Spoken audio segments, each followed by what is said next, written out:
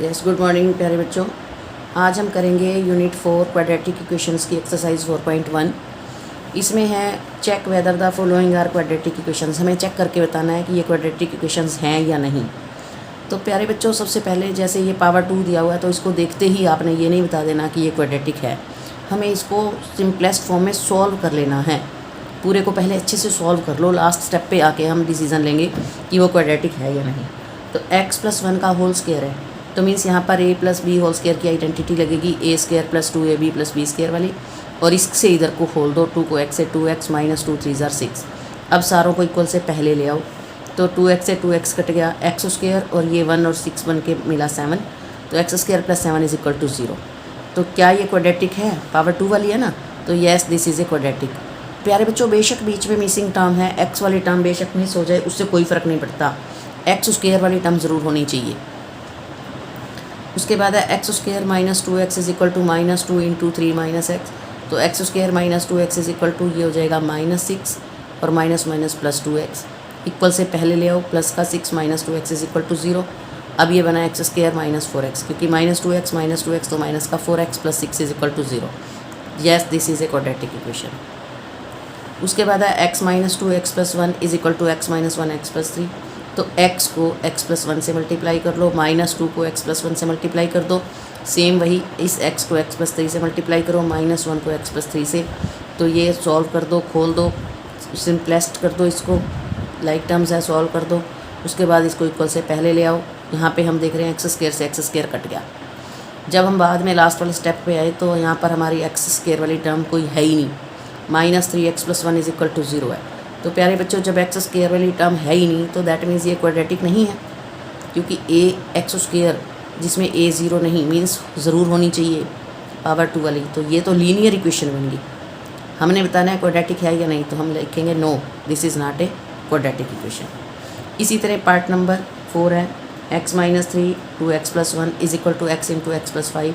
जैसे मैंने पीछे सॉल्व करे हैं वैसे ही आपको खोलना है।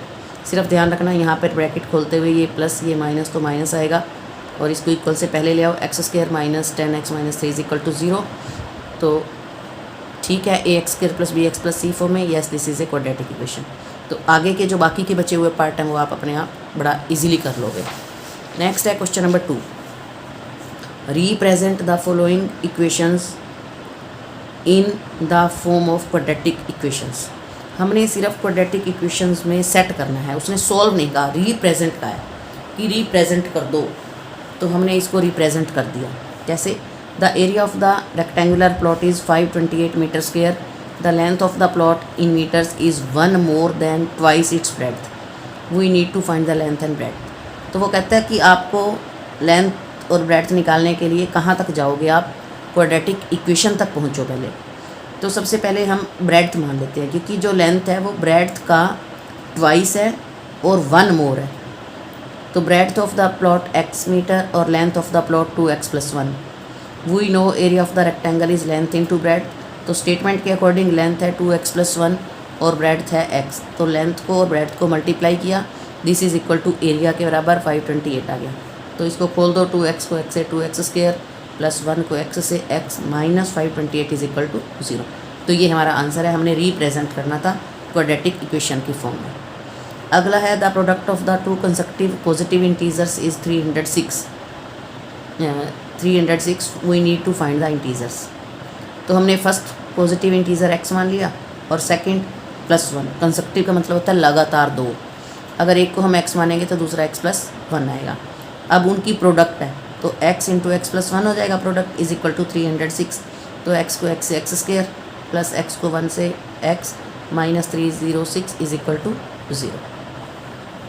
Rehan's mother is 26 years older than him. जो रेहान की मदर है वो रेहान की उम्र से 26 साल बड़ी है।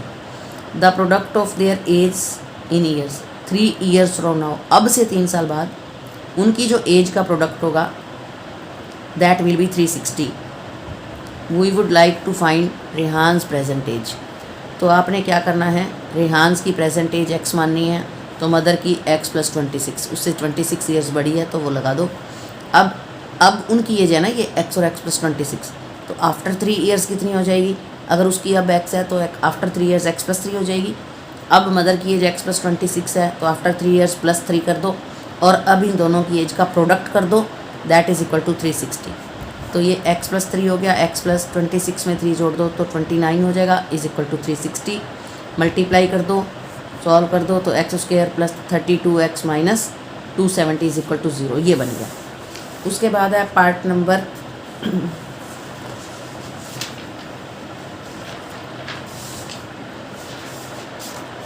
4। A train travels a distance of 480 km at a uniform speed. If the speed had been 8 km/h less, then it would have been taken 3 hours more to cover the same distance. We need to find the speed of the train. हमने क्या करना है, speed of the train को late करना है x km/h। In case second the speed will become, वो 8 kilometre कम अगर हो जाए तो x - 8 कर दो km/h। हमें पता है कि जो टाइम होता है that is distance upon speed, science में पढ़ चुके हो आप, मैथ्स में भी पहले पढ़ चुके हो। तो अकॉर्डिंग टू द स्टेटमेंट वो कहता है अगर हमने स्पीड कम कर दी तो वो जितना टाइम पहले लेती थी उससे 3 आवर्स ज़्यादा ले रही है। तो इसको यहाँ पर जो स्टेटमेंट बनाने का तरीका है वो सही होना चाहिए। अगर किसी को यहाँ स्टेटमेंट बनानी आ गई, इक्वेशन में सेट करनी आ गई, तो उसका सारा सम सही जाएगा, अदरवाइज़ गलत। यहाँ पर 3 आवर्स मोर है क्योंकि स्पीड घट गई है। अगर यहाँ स्पीड बढ़ जाती तो यहाँ 3 आवर्स लेस हो जाता, तो कभी मोर कभी लेस। तो इक्वेशन बनाते हुए हम क्या सोचें, क्या करें? तो प्यारे बच्चों आपने क्या करना है, इन दोनों में से जो स्पीड कम है, x और x - 8 में x - 8 कम है ना, उसको आप इक्वल से पहले लिखो, distance upon speed is equal to again distance upon speed +3। चाहे यहाँ पर लेस है चाहे मोर है, क्योंकि हमने यहाँ पर स्पीड ज़्यादा ले ली तो यहाँ पर प्लस टाइम कर दो। यहाँ पर स्लो स्पीड है, वो ज़्यादा वाली स्पीड से 3 घंटे ज़्यादा लेगी ही लेगी हर बार। जब भी कम वाली स्पीड है उसको यहाँ रख दो और जो ज़्यादा वाली स्पीड है उसको यहाँ रख दो। यहाँ हमेशा प्लस लगाना है, आपका सम कभी गलत होगा ही नहीं।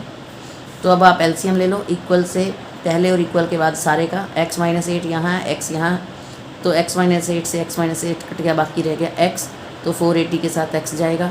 फिर 480 से x कट गया तो 480 के साथ x - 8 जाएगा और 3 के साथ दोनों ही जाएंगे क्योंकि 1 है, तो x भी जाएगा, x - 8 भी जाएगा। मल्टीप्लाई कर दो, ये आ जाएगा 480x - 3840 + 3x² - 24। अब की बार मैंने क्या करा, ये सारा एज इट इज़ लिखा और इसको उठा के मैंने यहाँ लिख दिया और इक्वल टू 0। कई बच्चे यहाँ कंफ्यूज होते हैं कि ये तो सारी इक्वल के बाद थी और आपने अब इक्वल से पहले लिख दी, साइन भी चेंज नहीं किए। क्योंकि इसको अगर मैं रिवर्स कर देती, इसको पहले लिख देती, इसको बाद में लिख देती, तो भी कोई फ़र्क नहीं था, है तो इसके इक्वल ही ना। तो चाहे मैं इसके साइन चेंज करूँ चाहे मैं इसके साइन चेंज करूँ, एक के करने होते हैं। तो मैं इसको यहाँ लेगी, इक्वल टू 0 लगा दिया। अगर मैं इसके लेती फिर मुझे माइनस कॉमन लेना पड़ता सारों में से, तो बात फिर वहीं आनी थी। तो 3x² - 24x - 3840 is equal to 0। 3 common ले लो, तीनों से कटता है, तो x² - 8x - 1280 is equal to 0। अब जो ये 3 है, अगर हम इसको निकालना चाहें और तो 3 है जो नीचे आ जाएगा, तो कहने का मतलब है ये जो कांस्टेंट कॉमन लेते हैं वो एज इट इज़ ख़त्म हो जाता है। Hence x² - 8x - 1280 is equal to 0। ये इसका क्वाड्रेटिक इक्वेशन होंगी। तो प्यारे बच्चों ये तो थे, हमने इनको रिप्रेजेंट कर दिया क्वाड्रेटिक इक्वेशन में। अगर वो ये साथ में ये कह दे कि इसको सॉल्व भी करो, तो हम कैसे सॉल्व करते? तो मैंने यहाँ पर आपको फैक्टराइजेशन भी सिखा दी, बेशक हमारे उसमें नहीं है फिर भी। जैसे ये पहला सम था, इसका बना 2x² + x - 528 is equal to 0। तो इसके फैक्टराइज कैसे करें? 2x² + x - 528 is equal to 0। अगर आगे सॉल्व करने के लिए, क्योंकि स्टेटमेंट्स चेंज हो जाती हैं, रिप्रेजेंट नहीं कहता, वो कहता है प्रॉब्लम सॉल्व करो, इस सिचुएशन को हैंडल करो और सॉल्व करो। तो हमें आगे तक भी सॉल्व करना आना चाहिए। तो हमें कैसे करना है, पहले 2 और 528 को मल्टीप्लाई कर लो, कितना आता है, मीन्स हमने फैक्टर उसके बनाने हैं। 2 को हमने 528 से मल्टीप्लाई किया तो 1056 आ गया।